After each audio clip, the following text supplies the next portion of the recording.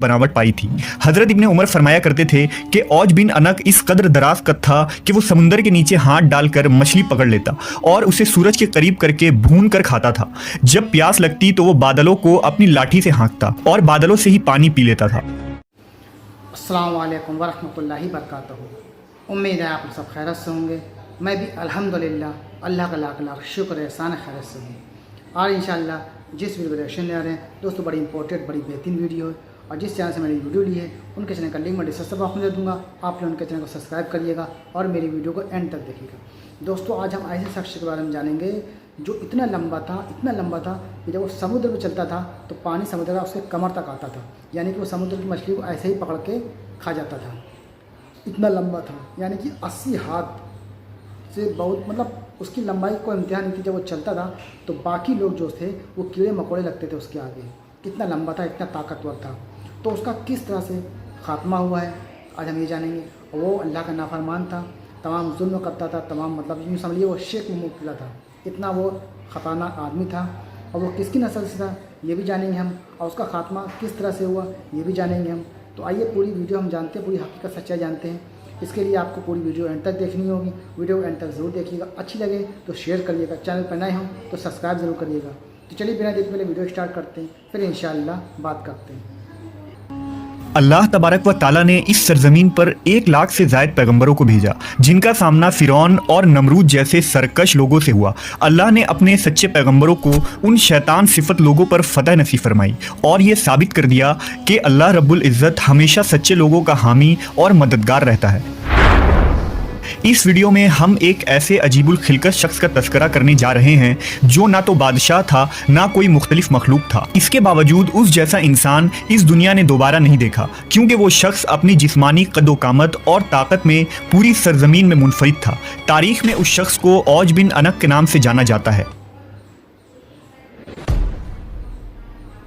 ये शख्स इतना लंबा और द्योकामत था कि वो समुंदर में चलता तो डूब ना सकता था। ऊंचे ऊंचे दरख्त और पहाड़ उसके सामने छोटे मालूम होते। उसकी लंबाई और कद इतनी ज्यादा थी कि दूसरे लोग उसके सामने कीड़े मकोड़े के मानिंद दिखते। दरअसल औज बिन अनक हजरत आदम अलैहिस्सलाम का नवासा था, जो हजरत आदम की बेटी सफूरा की बतन से पैदा हुआ था। औज बिन अनक बचपन से ही अपने हम उम्र बच्चों से ज्यादा दराज कद और मजबूत नजर आता था, और जब जवान हुआ तो उसकी लंबाई गैर मामूली बढ़ती चली गई। रिवायतों के मुताबिक उसका कद 80 हाथ था। औज बिन अनक निहायत ही सरकश, काफिर और जाबिर शख्स था। बाज़ रिवायतों में आता है कि औज बिन अनक का ताल्लुक कौम आद से था। वो कौम आद पर अजाब के बाद बाकी बचने वाले लोगों में से एक था। चूंकि कौम आद जिस्मानी तौर से लंबे और देवहैकल लोग होते थे, इसलिए औज बिन अनक ने भी वैसी ही जिस्मानी बनावट पाई थी। हजरत इब्ने उमर फरमाया करते थे कि औज बिन अनक इस कदर दराज कद था कि वो समुंदर के नीचे हाथ डालकर मछली पकड़ लेता और उसे सूरज के करीब करके भून कर खाता था। जब प्यास लगती तो वो बादलों को अपनी लाठी से हाँकता और बादलों से ही पानी पी लेता था। कहते हैं कि हज़रत नूह अलैहिस्सलाम के ज़माने में औज बिन अनक मौजूद था। जब हज़रत नूह अजीम तूफ़ान से कबल कश्ती तैयार कर रहे थे तो आपको कश्ती बनाने के लिए सागवान की लकड़ी की ज़रूरत पड़ी, मगर उस लकड़ी को उठाकर लाना मुमकिन न था। लिहाजा औज ने आपकी मदद की और वो उन लकड़ियों को मुल्क शाम से उठाकर लाया। लिहाजा अल्लाह ने उसके इस अमल से खुश होकर उसे गर्क होने से निजात दे दी। जबकि बाज़ लोगों ने लिखा कि औज हजरत नूह अलैहिस्सलाम पर ईमान न लाया था और आपकी कश्ती में सवार होने से इनकार कर दिया था। इसके बावजूद वो इस सैलाब से बच निकला, क्योंकि तूफान नूह के वक्त पानी सिर्फ उसके कमर तक आती थी। मगर बाज़ उलमा ने इस बात की सख्त तरदीद की है, क्योंकि कुरान की आयतों के मुताबिक तूफान नूह के बाद हजरत नूह की कश्ती में सवार होने वाले अहले ईमान के सिवा कोई शख्स भी ज़मीन पर बाकी न बचा था। इस मौजू पर इमाम सुयूती ने अल औज फी खबर औज नाम से एक रिसाला लिखा है, जिसमें उन्होंने औज बिन अनक की शख्सियत के मुतालिक बहुत कुछ तहरीर फरमाया है। रिवायतों के मुताबिक गैर मामूली कद्दो-कामत के साथ औज बिन अनक ने लंबी उम्र भी पाई थी। उसकी उम्र 3600 साल थी। वो हजरत आदम अलैहिस्सलाम के ज़माने से हजरत मूसा अलैहिस्सलाम के दौर तक जिंदा रहा और फिर हजरत मूसा अलैहिस्सलाम ने उस सरकश शख्स को कत्ल किया। वाक़या कुछ यूं है कि जब बनी इसराइल को फिरौनियों से निजात मिली और फिरौन दरियाए नील में गर्क हो गया तो अल्लाह ने हजरत मूसा से यह वादा किया कि शाम की मुकद्दस सरजमीन बनी इसराइल को दी जाएगी। उस वक्त वहाँ जालिम और जाबिर किनानी लोग आबाद थे, लिहाजा अल्लाह ने हुक्म दिया कि उन जाबिर लोगों से जंग करो और उन्हें वहाँ से निकाल बाहर कर दो। अल्लाह ने मूसा अलैहिस्सलाम के साथ फतह का वादा किया था। हज़रत मूसा पर हुक्म नाजिल हुआ कि बनी इसराइल के 12 कबीलों से 12 अफराद को चुन लिया जाए और उन्हें सरदार मुंतखब किया जाए। लिहाजा हज़रत मूसा ने 12 सरदारों को चुना और उनको लेकर किनान पहुँचे। आप अलैहिस्सलाम ने उन सरदारों को शाम की तरफ भेजा कि वहाँ जाकर उन जालिम हाकिमों की खबर लें और उन्हें दावत हक पहुँचाएं कि ये मुकद्दस ज़मीन हमें अता की गई है, सो अब तुम लोग हमारी इताअत करो। अगर उन्होंने इनकार किया तो जंग से खबरदार करके आ जाओ। जब वो 12 सरदार शाम पहुंचे तो उस वक्त वहां का हाकिम औज बिन अनक था। जब वो सरदार औज से मिले तो उसकी कद कामत और जिस्मानी बनावट को देखकर हैरत ज़दा रह गए। फिर उन्होंने उसे अल्लाह का पैगाम सुनाया। औज गजबनाक हो गया और उन सबको एक हाथ से पकड़ लिया और चाहा कि उन्हें मसल कर हलाक कर दे, मगर जब उसने उन सरदारों के चेहरों पर खौफ देखा तो उन्हें हकीर समझकर छोड़ दिया। जब वो सरदार अपनी कौम में वापस आए तो हज़रत मूसा अलैहिस्सलाम से वहाँ का हाल बयान किया और ये भी बताया कि वहाँ के फल भी बहुत बड़े बड़े हैं। अनार का सिर्फ एक दाना एक आदमी का पेट भरने के लिए काफ़ी है। इस पर हज़रत मूसा अलैहिस्सलाम ने उन तमाम सरदारों से कहा कि तुम कौम के पास मुल्क के शाम की खूबियाँ बयान करना और दुश्मन की ताकत व क़ुव्वत बयान न करना। लेकिन पैगम्बर खुदा के इस हुक्म पर सिर्फ 2 अफराद यानी हज़रत यूशा बिन नून और कालूद बिन कदादा ही कायम रह सके। बाकी तमाम सरदारों ने मुल्क शाम में बसने वाले अफराद की ताकत व क़ुव्वत का हाल कौम बनी इसराइल को सुना दिया, जिस पर बनी इसराइल ने चाहा कि वो जिहाद में ना जाएं।